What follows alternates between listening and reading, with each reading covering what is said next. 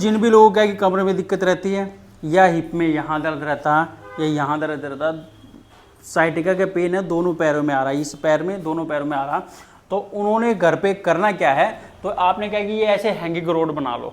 बनाने के बाद क्या कि आपने ऐसे लटकना, जैसे भैया लटकेंगे वो लटकना, देखो ऐसे, और ये आपने क्या कि कम से कम 5 से 6 सेकंड आपने ये होल्ड रखना है, नीचे लटकना, फिर वापस क्या कि ऊपर चले जाना। और ये रेपिटेशन आपने क्या कि स्टार्टिंग फेज में दिन में 3 टाइम करनी होती है, और फिर बाद में आप क्या कि इसको 5 टाइम आप कर सकते हो, सुबह शाम दोनों टाइम आपने ये करनी है। इससे क्या कि डिस्क से जो प्रेशर है वो हटता है, तो ब्लड सप्लाई बढ़ती है, तो बहुत ज़्यादा जो पेन में क्या कि आराम मिलता है। Thank you.